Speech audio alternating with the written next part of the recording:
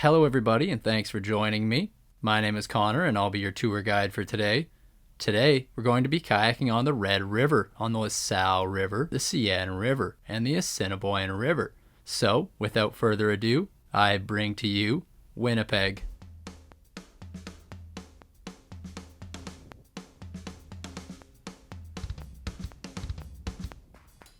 Today's tour will begin at the Red River floodway. We will paddle a short distance upstream before taking a detour on the Salle River. After rejoining the Red River, we'll continue north until we reach the Forks.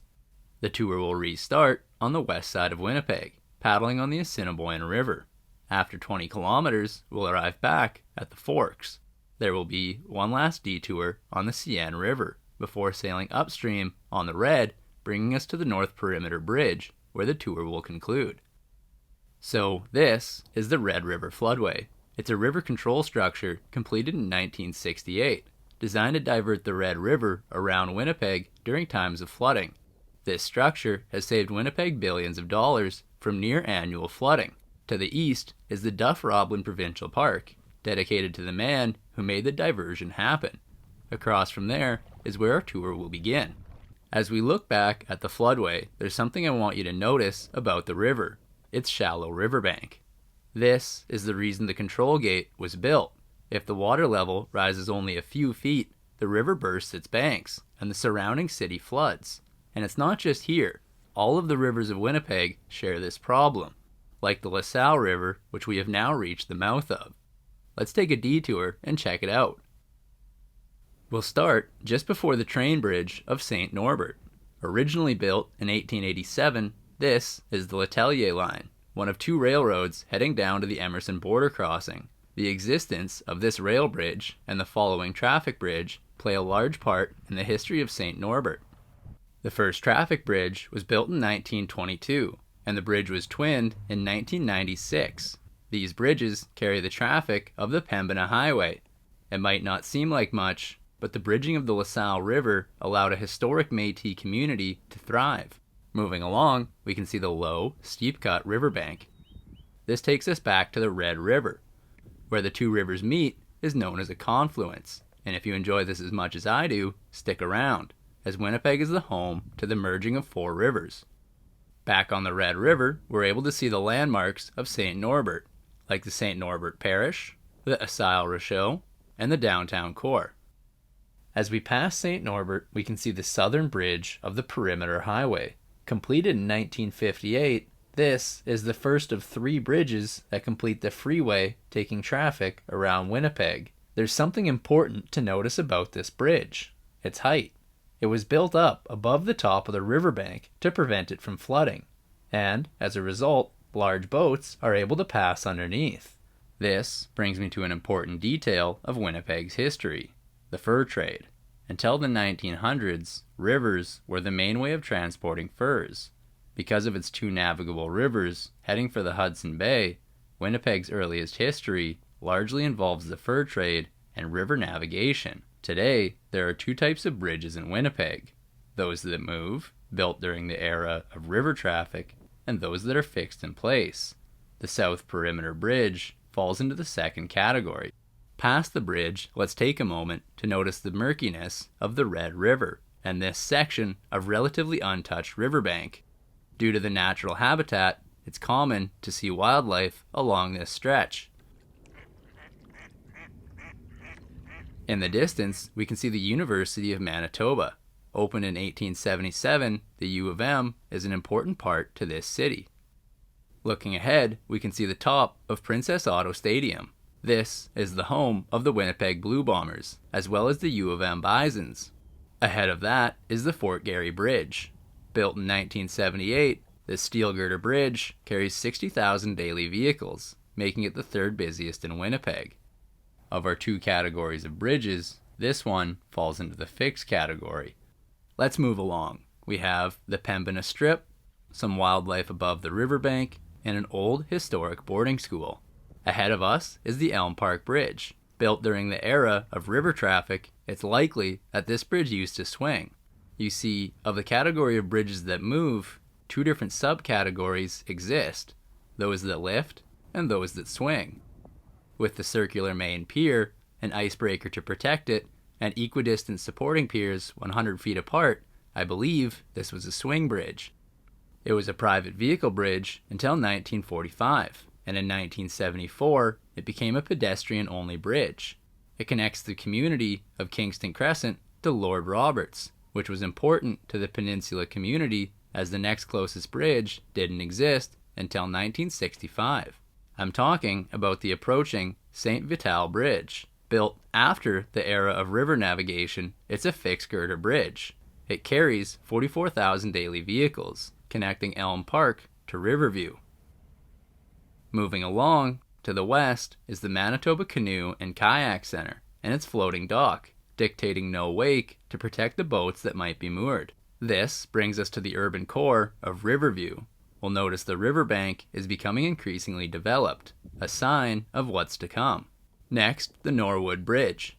It was built in 1999 with a fixed arch design. It carries 70,000 daily vehicles, making it the second busiest in Winnipeg. It's part of Main Street, connecting downtown to St. Boniface.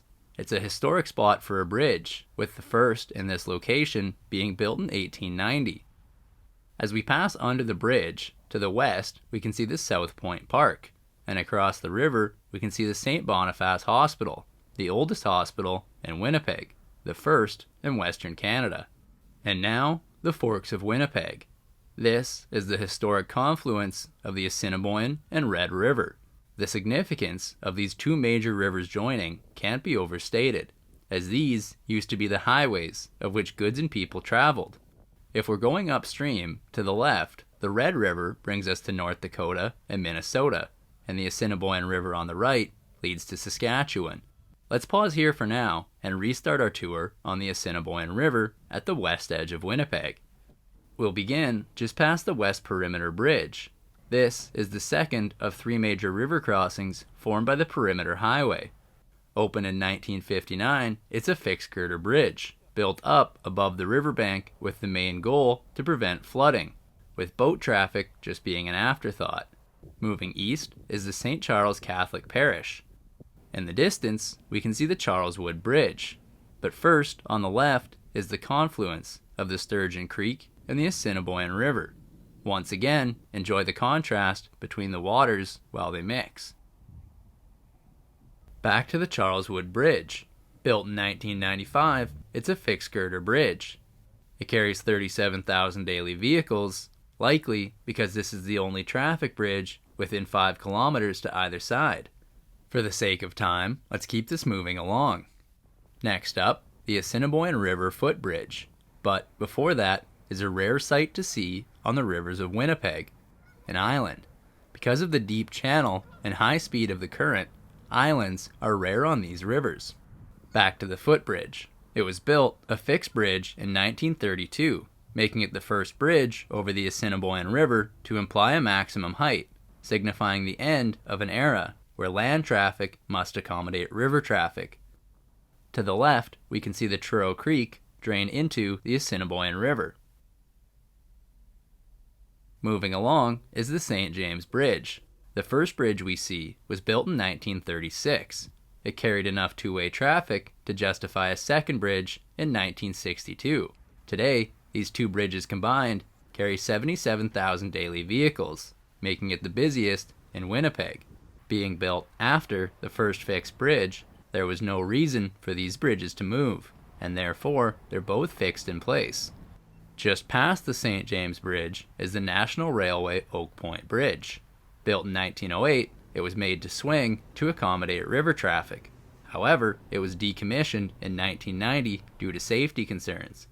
Currently, as there is no way to get on it, it carries no traffic of any kind.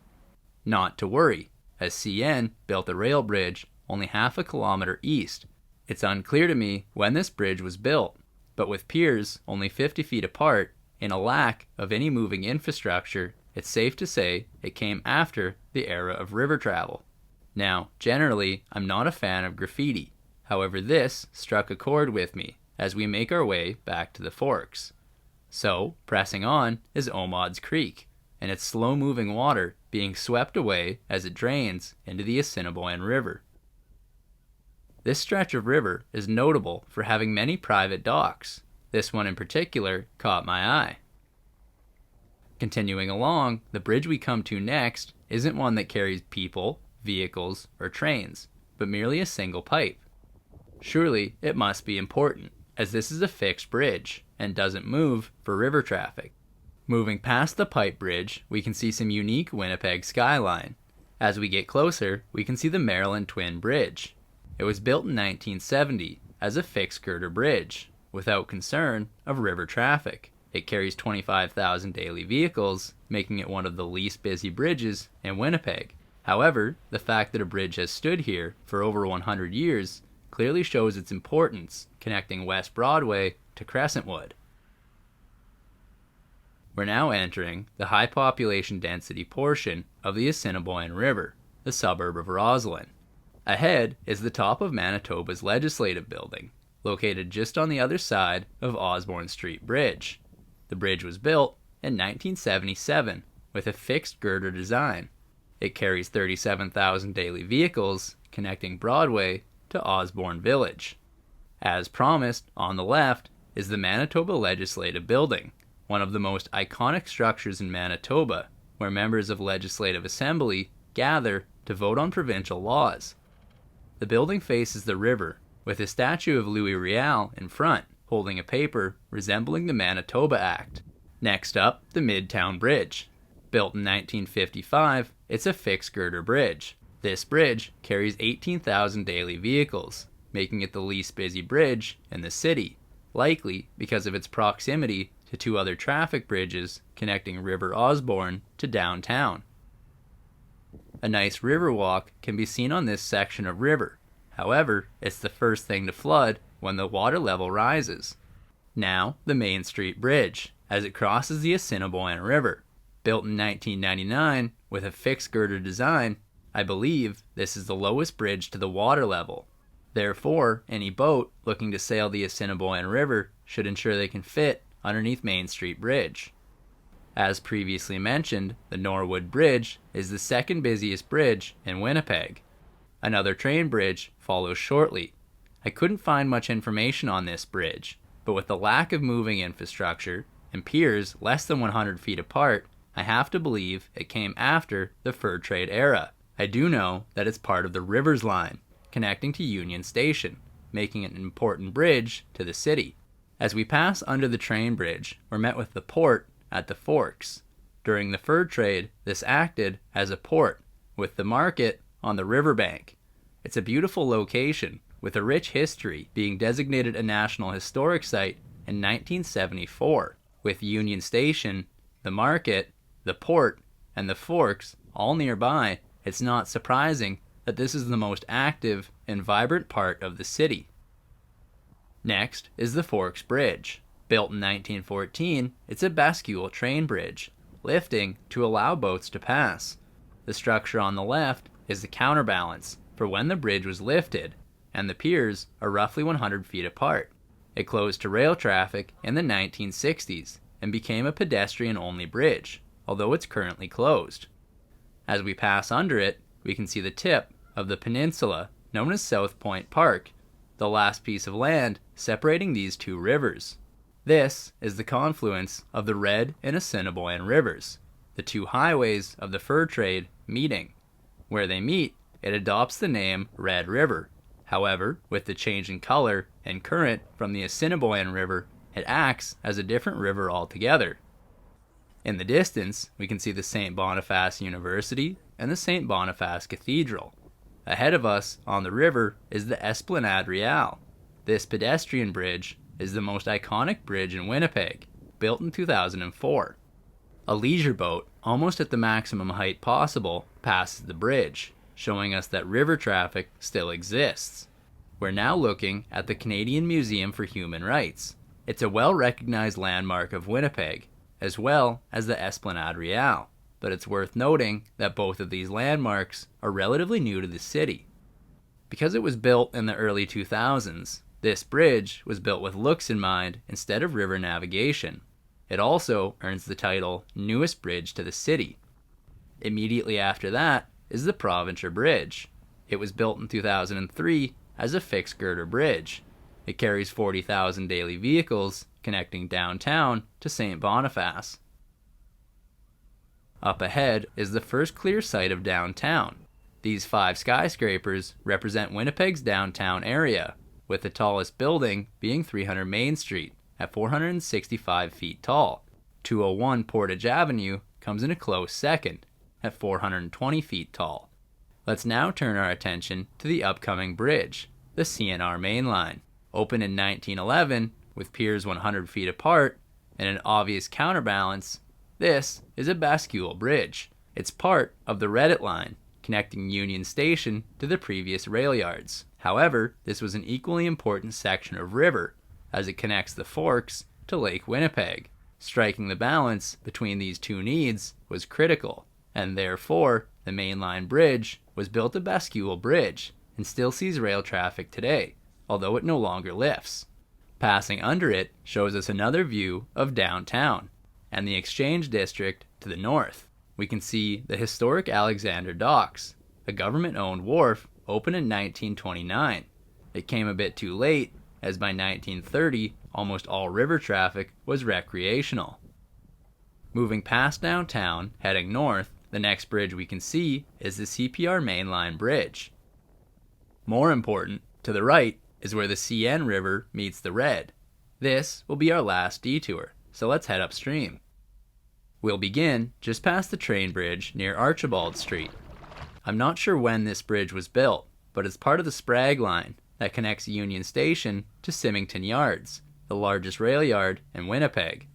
Past the bridge, we'll notice this section of river is narrow and fast moving, but that changes as we reach Provencher Street, bridging the Seine River.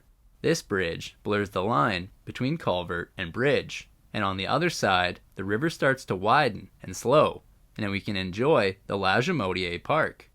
The park features a footbridge known as Voyageur Bridge, which speaks to the use of this park and waterway. It was never used by steamboats, just people on kayaks and canoes. This park is popular for fishing, bird watching, and viewing other wildlife like this turtle here. Ahead is the last bridge over the Seine River, part of the Reddit line operated by CN. This bridge would take trains to the Tyne-Tees, a previous railway hub. Passing under it brings us back to the confluence of the Seine and the Red River, and if you enjoy confluences, the relatively clean water of the Seine meeting the muddy water of the Red is truly a beautiful sight to see. It means that once again, we're on a new version of the Red River, carrying more, slightly less muddy water than before. We're heading toward the Canadian Pacific Main Line Bridge. It was built in 1902 as a swing bridge. It has piers 100 feet apart, but the main pier isn't circular, combining the icebreaker design into the pier.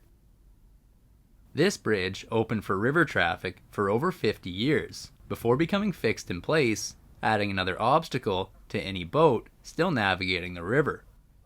As we pass under it, we can see the most prominent buildings of the Chalmers neighborhood. Further yet is the Louise Bridge. The original bridge in this location was the first rail bridge over the Red River. In 1910, the current bridge was built as a swing bridge. It has 100 feet between piers, but once again, the main pier isn't circular, combining it with an icebreaker. A second icebreaker was added later. It carries 25,000 daily vehicles connecting Point Douglas to Chalmers. Next up, the Disraeli Bridge. It was built in 1959, and today it's 2 fixed girder bridges, one for traffic and one for pedestrians. This was a part of the 2008 renovations. It carries 43,000 daily vehicles connecting North Point Douglas to Glen Elm. Moving past the Disraeli Bridge, we can see a Ukrainian Orthodox cathedral behind the Redwood Bridge. Opened in 1909, this is the oldest surviving bridge in Winnipeg. Despite being the bridge that has been in use the longest, it carries only 25,000 daily vehicles. There's 100 feet between piers, but once again, the main pier is icebreaker shaped, with a second icebreaker added later. Passing the Redwood Bridge, we're given a clear view of the Holy Trinity Ukrainian Orthodox Metropolitan Cathedral. The cathedral was opened in 1962 and is a prominent feature of the St. John's Park riverfront. Moving north a ways, around the bend, is the Bergen Cutoff Bridge, which shows us what a swing bridge would have looked like when open. It was built in 1914 with a circular main pier and supporting piers 100 feet apart. However, it lacks any form of an icebreaker. It saw 14 years of consistent use before becoming largely obsolete. By the 1930s, the tracks were removed and the bridge was left in the open position. It might seem strange, but this was standard procedure, as ships still had to sail the Red River and pass this bridge. The tracks and decking were removed. However, the pilot cabin, a small building at the top, still remains. Having not received any maintenance, the bridge remains in surprisingly good shape, at least as far as I can tell. Getting closer, we can see the gears involved in spinning the bridge. Since there is no bridge deck, access is intentionally difficult, with the west side largely overgrown and the east side no longer connected to land. The Bergen Cutoff Bridge is a unique sight and a neat reminder of the history of Winnipeg that typically goes unnoticed. The next bridge we'll come across is the Kildonan Settlers Bridge. Built in 1990, this bridge never had to contend with river traffic and therefore was built fixed with concrete girders. The bridge carries 35,000 daily vehicles, connecting Kildonan Park to Kildonan Drive. Passing the bridge brings us to River Grove, with a nice view of its retirement residences. The last bridge I have to show you is the North Perimeter Bridge. Built in 1964, the North Perimeter Bridge is the third of three major river crossings making up the Perimeter Highway. Another fixed steel girder bridge, it was built purposefully tall, again to prevent flooding and not worried about river traffic. Conveniently, it also has a boat launch just south of the bridge, which makes it a perfect spot for us to get off the river and the tour to conclude. I hope you enjoyed your paddle through Winnipeg, as I truly believe the waterways are what make this city so special. However, it must be noted that I've only shown the most beautiful parts of Winnipeg, while carefully omitting some of the least attractive parts. One of the main things I noticed during my time filming this video was the surprising amount of unhoused population living on the riverbank, not to mention the pollution. It's sad, as what I consider the best part of the city, some consider unwelcoming due to the homelessness and litter. To be clear, I'm not claiming to have any solutions or place blame on any particular person. However, I do believe that everyone has a part to play in keeping the city clean. So, if you see garbage in the river, clean it up. And remember what a beautiful city you have. In other words, take pride, Winnipeg. If you've made it this far, I'd like to genuinely say thanks for watching. Both the filming and the editing of this video have been a passion project of mine.